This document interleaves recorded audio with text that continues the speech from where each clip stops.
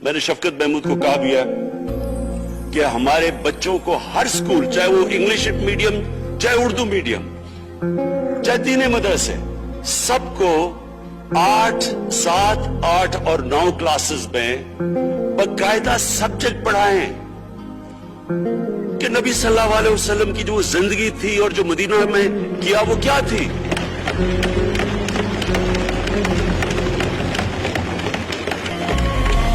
ताकि उनको पता चले कि इस मुल्क का मकसद क्या था। बड़े लोग जो पाकिस्तान नहीं चाहते थे वो क्या कहते थे?